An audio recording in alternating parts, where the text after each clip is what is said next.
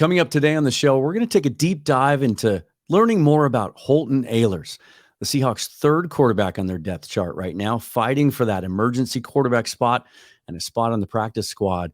Is he the best developmental quarterback prospect the Seahawks have had during Pete Carroll and John Schneider's tenure? Well, to answer that question, I'm bringing in a special guest today, someone who knows him as well as anybody. He's covered him as a journalist in North Carolina all throughout his high school and college career. Brian North joins me next on Seahawks Forever. Welcome to the Seahawks Forever podcast. In-depth analysis on everything Seahawks. And now, here's your host, Dan Viens. Really excited to welcome my guest today into the show, Brian North from WCTI in Greenville. Is it Greenville or Greenville? Yep. Greenville. Everything's a vul around here, yes. That's what I thought. And what we're going to do is we're going to get to know Holton Ahlers a little bit more. And I talked about him a couple of months ago when the NFL announced the new emergency quarterback rule. I talked about whether he would fit in that role. But the thing that I appreciate about you, Brian, is you've gotten to know this young man pretty well over the years. You covered him all through high school, Yep. all through college. You said to me the other day, he's an easy kid to talk about. Why is that? Well, he is who he is. He's so humble. He's such a good kid. And, you talk high school, we knew of him back even before when he was a little league legend in Greenville and a middle school star. And he's just a kid who's always been on the radar and he's never changed. He's always been the same. He's been super humble, very approachable. He's just a great kid. He's that guy who doesn't expect special treatment. He would sit with whoever was needed to be sat with in the lunchroom when he was growing up. He's always just been a good, grounded kid who's always just been super nice. And he doesn't put on airs. I mean, that is who he is. He is just, he's the kid you'd want your daughter to marry. That, I know it's cliche, but he is that type of human being. Now, as far as the talent goes, it showed up right away in high school. Played 47 games at D.H. Conley High School in Greenville. Could you see as early as he played a little bit as a freshman, then as a sophomore, it looks like he was a full-time starter. Could you see that ability right away that led you to believe he could at least play some college football? Yeah, we knew he had that opportunity. I thought he was going to be a professional baseball player. He set all sorts of little league home run records and was a starter on the varsity of baseball his freshman year too. So we thought, which sport is he going to choose? And look, he was a big kid. He was always one of those kids bigger than everybody else, and then everybody else kind of caught up to him. But he always had that physical ability. And younger in his career, he was just a guy that would run over you and he could throw a little bit. It was by his senior year something clicked, and all of a sudden he started throwing it around where we were like, oh, maybe he won't be a tight end. Maybe he will be a college quarterback. And then, of course, he stayed home, and same thing at ECU, kind of a running guy early. And then as he picked up the offense, the mental acuity picked up. He became a really good, efficient passer, especially by his last year. Boy, you just see those moments that clicks with him, and he becomes a special player. Interesting to hear you talk about how he was always a big kid, because what struck me when I watched the mock game last Friday, really my first chance to put eyes on him, is at 6'3", 225, 230 as he's listed. He carries that really well. He looks really athletic. It looks really natural, and certainly he's got those movement skills. I'm going to show a graphic for the people watching at home, but just to give you an idea how prolific he was in high school. Over 11,000 passing yards. Interesting to hear you say that it took him a while to figure out how to be a thrower. Yeah. 145 passing touchdowns to only 28 interceptions. That's pretty impressive. And then almost 3,600 rushing yards and another 56 touchdowns on the ground. Were the Tim Tebow comparisons always there? Was that an easy one for people to gravitate to? Yeah, of course. Left-handed quarterback, big kid who could run the ball. It was there, but people got over that in a hurry. Once you get to know Holton, he's kind of like his own guy. And look, they're both, I don't know Tim Tebow, but they're both great team leaders from what you can tell. Holton's always been a guy who's always led not only by example, but he holds guys accountable on his team. So there's a lot of Tebow-esque things. And I think Holton will tell you, I mean, it's not like he didn't want to be a Tim Tebow. He modeled himself after some of the things, but he always wanted to be his own guy. So the comparisons went away really quick when Holton kind of developed his own personality in his own unique way. But it's easy to see. And now we go through this again, right, in the NFL. Yeah. Just a lot of the similarities with just the way he carries himself. I think he's faster than Tebow. I think he's got a stronger arm than Tebow. And again, I don't know Tim Tebow's intellect when it comes to the game, but you talk to all of his coaches who just say his IQ for football is just through the roof once he picks up the offense. And then one last thing on the Tebow thing. When I first got a glimpse of Ahlers, it was actually about halfway through the college football season last year in a Seahawks message board. Someone jumped in with, hey, here's a kid we should keep our eyes on, because all throughout the season last year, until we really got an idea that Geno Smith might be a legitimate starting quarterback, there was always this thought that the Seahawks would finish this post-Russell Wilson rebuild in some way, shape, or form by taking a quarterback in the draft. So we were watching a lot of the bigger names progress throughout the college football season. And somebody jumped in with, hey, you should look at this kid. So I watched his highlights, prolific as heck, touchdown after touchdown, most of them to CJ Johnson at ECU, who the Seahawks actually signed initially and then released early in the OTA season. But the first thing that stood out to me is similar, but not as pronounced as Tim Tebow. Thought he had a long release. It seems to have been tightened up with the work he's done with the Seahawks. Has that ever been an issue in all your years watching him? Has that ever been a problem or something that he kind of had to battle? Yeah, I don't know if it was.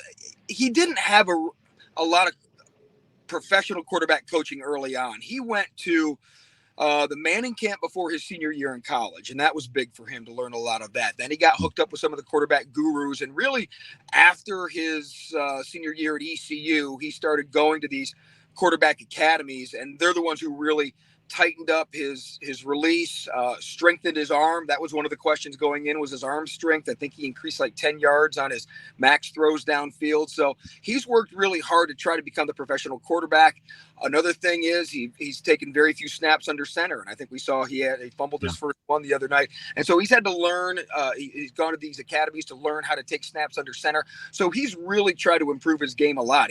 His senior year in college, again, it just clicked about the first third of his senior year, and he didn't throw or have a turnover after the Tulane game. And so he just went to that other level, but he's never quit working. And that's always been the thing about Holton. He doesn't stop working and going to these academies and these schools to shorten the release, get the arm strength going, take snaps under center. That's the type of work ethic that he wants to try and fulfill his dream of playing in the NFL. And again, I'll put some of these numbers up. Some of the things he did at ECU in his 5 years there, he got the extra COVID year, took advantage of it. 55 games played there, 61% completions, 14,000 passing yards, 97 touchdowns through the air to 37 interceptions, 1,400 plus rushing yards, another 25 TDs on the ground, passer rating of 137, 7 career school records. And then he went out, played in a couple of the smaller all-star games, both the Hula Bowl and the NFLPA Bowl, and won MVP in both of those games is really, really stood out. We talked about the Tim Tebow comparison, but a guy that comes to mind for me, I'd be interested to hear your thoughts on this, is Brock Purdy. They're not physically the same at all. But the thing that made Purdy so attractive to the 49ers late in the draft, and the thing that's got other teams in the NFL thinking a little bit differently after seeing the success Purdy had, is experience. Yeah. Purdy played 48 games or 40 games, I think, at Iowa State, 55 games in college for Holton Ahlers, 47 in high school. This guy's played a ton of football. Yeah. And it's good competition, And so, again, with Holton, the more he plays, the better he gets. And again, he's like that guy that the more reps he sees, the better he gets. And so the intellectual part, the game slows down for him is the easy way to say it. And when he made that big progress in his not only senior year of high school, but his senior year in college, it was because the game just slowed down for him in his mind. And that was just based on all those experiences and all those different defenses that you saw. And so same thing in the NFL. If he's given the chance to digest that NFL playbook, that experience will pay off for him because of his intellect, and he's seen so much, he'll be able to pick those things up. And then interestingly enough, now the league has the emergency quarterback rule. It kind of creates another opportunity for a developmental type quarterback to be carried on the practice squad, but also be on an active role on the roster on game day. And And he doesn't have to, certainly he's a kid that if he makes the roster for the Seahawks and they don't have any other quarterbacks in camp, it's Geno Smith, Drew Lock, and Holton Ahlers. Yep. They've tried some other kids out along the way. There's some speculation they might be looking through the waiver wire when that big cut happens this year from 90 to 53. But if given the opportunity to sit for a year or two, do you think this kid's an NFL quarterback? I think he can. I think he's definitely an NFL quarterback. It's a matter of how many years, and is he going to be an impactful quarterback, or is he going to be just a really nice backup and clipboard guy who can make some money doing it that way. Holton has always been a guy, when given the opportunity, he comes through. And again, being a dual threat guy, the legs help early on, but now you're getting hit by bigger guys, right, in the NFL. So we saw that nice run up the middle the other day, the 22-yarder. That's vintage Holton right there. But he has gotten better at learning to move to throw, not move to run, but he doesn't mind tucking that shoulder either. So there's a guy, you got the guy of the Saints who maybe he could be a role like that. I think you could build packages for him definitely because of that dual capabilities that he has. So, I think so. I think he's right on that border.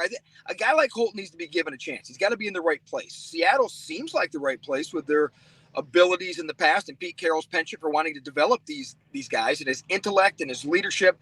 I think if he's given that chance, I think he could have a nice possible double-digit year career. Now, how much of that is a starter, how much of it is quality snaps, that'll be have to be proven. But I think he certainly fits that bill of a guy you can depend on. I like the Taysom Hill comp from you there. I think when I first heard his name, when that poster mentioned him in that Facebook group, I think Taysom Hill was a name that he brought up at the time. I'm sure Holton would like to earn as much as Taysom Hill has earned in his career, certainly as a backup. And I like what you said about his ability to move, but keep his head up and look to throw. I have a great example of that I'll put up for the people watching this too. From the mock game, where I've got a nice end zone view of him, and the pocket breaks down a little bit. He starts to move, but he doesn't just put his head down and run. They're on the 10-yard line. He manipulates the pocket, slides a little bit, but he's looking to throw and ends up throwing a touchdown to Griffin Hebert, a backup tight end. Really, really nice play that looked like a guy that's played a lot of football and has some instincts about it. Yep, he loves to move. He's been a guy who loves to move out of the pocket. He's a guy who obviously loves rolling left. He can roll right some, but obviously his strength is rolling left. And some of his bigger plays in college were out of the pocket, rolling left, stepping up in the pocket. A lot of people were joking his touchdown throw because, it was a little behind the receiver. He had to come back and get it. Yeah, right. But he's, he reads those defenses and defenders pretty well when he rolls out and has to do those things. And so when he gets pressure on him, the thing that he really improved on last year was reading the blitz and knowing his hot reads much better. That was one of the things that I think was an issue in his career at ECU until this last year. And all of a sudden it just clicked one day and he all of a sudden was making all the right reads, and his coaches just gushed over when that clicked. And so same thing in the NFL, which, obviously is a much more complicated defenses, Sure. But keep an eye on him. That ability to move and buy in that time will certainly be something that is his benefit if given the chance. Well, and I'll say this about that touchdown. I have heard that criticism that he just kind of threw it up for grabs. Yeah. But I look at it a different way. He knew he had man coverage over there. He knew the safety wasn't coming over to help. He knew he had no time to throw because the pocket had broken down. And he also knew that the guy running that route was a 6'4" kid, Matt Landers, who can jump out of the gym. Yep. And it gave him a chance to get that 50-50 ball. So I don't take anything away from the fact that ball was underthrown. He did the best he could. Brian, I really appreciate your time, man. I love this kind of perspective. Holton has a lot of new fans out here now because of what he's done in the mock game and now in this first preseason game. And certainly he'll get other opportunities probably in these next two preseason games. Certainly the third one, I would look for him to play a lot. So we'll see how it progresses. It's kind of funny. He's the first kid that the Seahawks have really had in a while that looks like a developmental quarterback. And I appreciate your insight into him. Really appreciate Brian taking time out of his busy schedule to help us learn a little bit more about Holton Ahlers. But one last little piece of trivia I'm going to leave you with. When he stepped on campus at East Carolina, Ahlers was taking over for a quarterback we know very well here in the Northwest, because it was Gardner Minshew who was the starting quarterback at ECU the year before Ahlers arrived. And then Minshew, of course, transferred from there to Washington State University in 2018, where he had that one fantastic season under Mike Leach, led to his NFL career. He's now presumably the starter to open the season with the Indianapolis Colts. That's going to do it for today. Hit that like button, subscribe to the YouTube channel. It's the best way to support the show. And if you listen to the audio version, subscribe on whichever audio platform you prefer. That way you never miss out on new episodes. Later this week, we're going to bring Sanjit T, the football scout, back on the show. Last time he was on, you guys loved that episode. We did a deep dive on Mike Morris and his ceiling. We're going to flip over to the other side of the trenches. Sanjit's going to tell him what he likes, and he likes a lot, about the Seahawks offensive line. That's going to do it for now. Follow me on Twitter at Seahawks Forever. Until next time, forever and always, go Hawks.